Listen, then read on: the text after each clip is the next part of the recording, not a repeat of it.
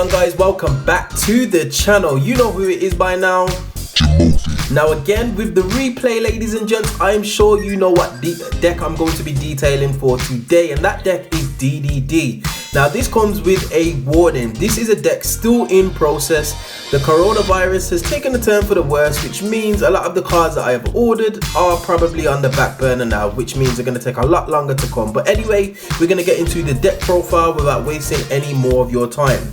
So starting us off, we are obviously running triple DDD Oblivion King Abyss Ragnarok. Fantastic card.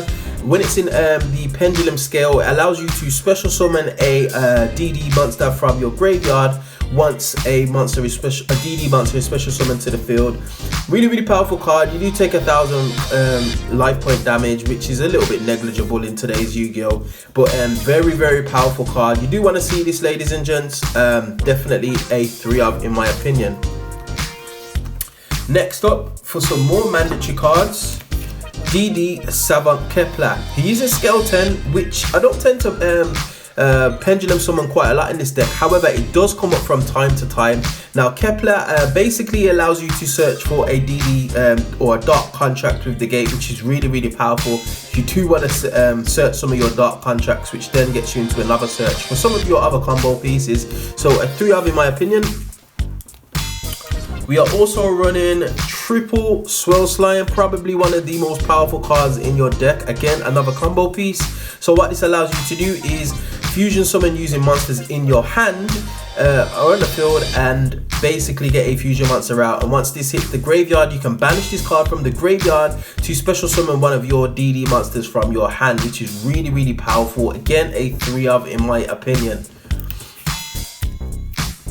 Next, we are playing triple DD Necro Slime. Has a kind of a similar effect to Swirl Slime, but it's just not as powerful. So what this card allows you to do is fusion summon a DDD monster by banishing materials in your graveyard. Again, a nice recursive card. If you can set a couple of them up in your graveyard, it can be very powerful. Definitely a 3-of in my opinion as well. Next up, probably one of the most infamous cards, and a card that would probably replace Jet Synchron because it can actually be searched with Dark Contract of the Gate, and that card is DD Lamia. Now obviously this combos very nicely with Crystron Halki Fibrax, which is something that I do not own, so you won't see this in this deck profile. But basically DD Lamia is a tuner. It can be searched out. It can also special summon itself by sending a DD or a Dark Contract card from your field to the graveyard to special summon it from its hand or graveyard, which is very powerful. Definitely a 3-of. Lamia along with Swirl Slime and Necro Slime is what kind of gets your plays going, ladies and gents. So yeah, I'm still learning the combos to this DDD deck. It's actually, there's so many different lines of play and there's so many ways that you can play this deck. Makes it very interesting. Next up, we are running triple DD Savant Copernicus. This can be a Foolish Burial. It can also add back a a pendulum monster that's face up in your extra deck, which is really good. It's also a scale 1. Now as you've seen in the replay, I actually did pendulum summon a monster, which I will go through shortly. So it can come up from time to time. So a 3-of in my opinion. You can bump this down to 2, but again, it's entirely up to you. Next up, we are running 2 DD Savant Commerce. Now this can be quite a useful card. If it's normal or special summon, once it hits the field, you can special summon a DD monster from your deck, a level 8/1, and it has its effects negated, but there's no stipulation saying that it cannot summon itself. So you effectively, if this hits the field, you can special summon another Savant Thomas and basically go into a rank 8 there and then. Really powerful. Yeah, so a 2-of in my opinion. Next up, for some more 1-of DDDs, we have DD Vice Typhoon. This kind of acts as Necro Slime, allowing you to fusion summon a monster by banishing the materials from your graveyard. It is a higher level DD, which allows us to go into some of our other higher level DD fusion monsters. So Vice Typhoon is definitely a 1-of in my opinion. We're also running 1 DD Chaos King Apocalypse. This is just a big beat stick basically, which can special summon itself from the pendulum scale by banishing 2 monsters from the graveyard, which can actually have a little bit of synergy in the deck, along with DD Ghost. So DD Ghost, basically, if this card is in your graveyard, you can target one other DD monster in your graveyard or card, and then send that card to the graveyard as well. And when this card is banished, it actually puts back one of your banished DD monsters or Deep Dark Contract cards. So it's really, really powerful in that sense. So these two synergize nicely with each other. You can actually bump this up to 2, but I've been using it at 1 and it hasn't been too bad. Also, we are running 1 Lilith. Lilith is just a little bit of recursion. She's also got 2100 defense, so she's actually a bit of a wall, a bit of a blocker. So you can actually set this to your field if you want, but I tend to run it at 1. Next up for few more obscure cards. So DDD Rebel King Leonidas. So basically what happens is if you take effect damage, you can instantly just special summon this monster from your hand. And that's mainly why I've got him in this deck, especially with some of the Dark Contract cards that we use. If they manage to stay on field for whatever reason and you've got this in hand, it's live. You can also use it with your Swirl Slime to go into some of your higher DDD fusion monsters, which is obviously another target for that. Also, I am running DDD Supreme King Kaiser. Now, this is my target when I'm wanting to pendulum summon. As you've seen in the replays, he can attack 3 times, it's 2800. Then once he's pendulum summoned and he hits the field, he can actually negate all face-up cards that your opponents control, which is really, really powerful. So in the right situation, you can actually summon this guy and swing for game, more or less, if you've got another DDD monster or DD monster on the field, because he just attacks that many times.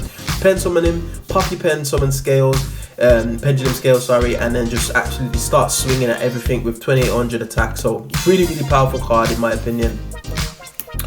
Right, next up we are onto the spells, ladies and gents. So we don't play a whole lot of spells. In fact, we play 4 DD or DD in theme spells, which is 3 Dark Contract with the Gate and 1 Dark Contract with the Swamp King. So Dark Contract with the Gate is basically a rotor for the deck. It actually allows you to search out a DD card from your deck to your hand, which typically you're going to be adding one of your combo pieces, so either your Necro Slime, your Swirl Slime, or your Lamia. So yeah, you do want to play these at 3 along with Kepler. Dark Contract with the Swamp King, it basically allows you to fusion summon. Now, if you didn't know, ladies and gents, these Dark Contracts actually do a bit of burn damage to yourself, so you need to be wary of how long you leave these on the field. If they do last your standby phase, make sure that you're aware of your life points, because you can actually kill yourself if you're not aware of the life point cost for using these cards. But really, really good cards. They are once per turn, so you need to keep that in mind. Next up, we are running triple Call by the Grave. Yes, hand traps are prevalent, and this deck is fragile. It probably needs a little bit more help, to be honest. Something like Parallel Exceeds and Trap Tricks Reflecia, just to have that Gravedigger's Trap Hole to stop Nibiru, because Nibiru is something that actually just devastates this deck. But definitely free Call by the Grave. You do not want to get ashed. It's not a nice feeling, especially when you're looking for some of your combo pieces, or you just be able just to start off your plays. You definitely need Call by the Grave just to say no to any problematic hand traps. And then lastly, we are running triple Allure of Darkness. Really, really powerful card. You can run Desires, but I just felt banishing 1 and breaking even rather than banishing 10 and getting a +1 it just works out better in my opinion, especially as you can select your discard target, because there are cards that you play in multiples, and if you see multiples in your hand, banishing 1 or 2 of them is not really an issue. So yeah, triple Allure of Darkness. And then for the traps, I am playing double Dark Illusion. Now this is just basically a little bit of negation. So any card that targets 1 dark monster you control, you can flip this and you can negate it basically. So I'm the negate for anything that targets a single monster. So yeah, 2 Dark Illusions. Right, on to the extra deck, and we are running double DDD Flame King Genghis and 1 DDD Flame High King Genghis. So what's the difference between these two? So basically this is a monster reward, and when another DDD or DD monster is special summoned to your field, you can special summon 1 back from the graveyard, allowing you to go into some of your synchro plays.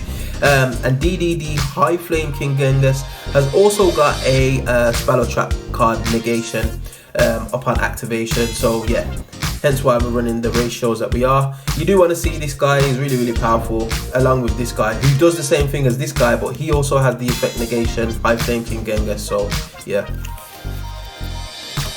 We're also running one DDD Oracle King Diark. I'm not too sure about this card, ladies and gents. I'll be honest, I'm still kind of testing this deck. I haven't actually found any use in this card yet, because normally what happens is I either make my plays and make a board, or I'm trying to break a board, and very rarely am I going into a second term and I've got a load of contracts set and I need to just kind of like recuperate some life points. So I'm definitely going to think about what I do with this card, because it's basically a vanilla 2800 beat stick that doesn't really do much else, so I might even take that out. But one Diark anyway. Next up, we are running one DDD Wave Oblivion King Caesar Ragnarok. This card is this card's crazy. It's kind of like a Borreload Savage Dragon. So basically, when an attack is declared involving this card, you can bounce one of your DD or Dark Contract cards back from the field to your hand, and you can equip one of your opponent's monsters to this card. This card gains attack equal to the attack of the opponent monster equipped to your card. So it's basically a snatch steal, turning it into a quick card and just giving this just crazy attack numbers, which is really powerful. You can only equip one at a time, but basically he is a target from Gilgamesh. So if Gilgamesh gets destroyed by a battle or card effect, you can special summon this guy in defense position, and then basically just kind of like be a wall until your turn, and you can turn him round, declare an attack, bounce one of your cards and take one of your opponent's monsters, which is really powerful. Next up, we're on to the Synchro package, and we are running one DDD Gust King Alexander and one DDD Curse King Siegfried. Now, Alexander is a little bit like Flame King Genghis, where a DD monster special summon to the field. You can special summon a DD monster from your graveyard back onto the field. Curse King Siegfried, he actually allows you as a spell and trap negation, ladies and gents. So really powerful cards. Yeah, level 8, which is something to bear in mind, and obviously DD Ghost King Alexander is a level 7. Next up, for some more generic support for the synchros, we're running one Formula Synchron, one Odd Eyes Meteor Burst Dragon, and one Satellite Warrior. Wow, so this card is just hella crazy. Basically, you want to set your board up to be able to go into Formula Synchron and then summon out your Satellite Warrior on your opponent's turn using one of your cards to synchro into. And then basically what he allows you to do is just pop cards equal to the number of tuners on the field, and then he gains 1,000 attack for each card pop. So he can get very big. Typically, he's going to get at least 2,000 more attack on top of his 2,500, which is just crazy. Odd Eyes Meteor Burst Dragon basically allows you to special summon a monster in the pendulum scale, and Formula Synchron, it allows you to draw one and synchro summon on your opponent's turn, which is really powerful. So let's get those off to the side. Next up, we are running two of the level 8 big boys, DDD Dawn King Kali Yuga. This guy is infamous. And we're also running Hope Harbinger number 38. So this is a spell and trap negate, and it actually redirects attacks to it itself. And DDD Dawn King Kali Yuga basically just says no to your opponent. It's a cold wave when it hits the field. No effects can be activated at all, and it can also blow up all the cards in the spell and trap card zones, which can be quite useful, especially against some of those pesky back row strategies. I'm looking at Altergeists and Outlet. You can just blow them all out and then start swinging at things, which is really good. So yeah. And then finally for the links, we are running one DDD Abyss King Gilgamesh, one Crush Sheep, and one Link Karibo. This is for the Kepler target. Crush Sheep just basically says, I'll bring back a level 4 lower monster from the graveyard and just do all sorts of crazy things. And DDD Abyss King Gilgamesh can actually set pendulum skills from the deck. So you can get out your Abyss King Ragnarok, and you can also get out your Chaos Oblivion King, which is really powerful.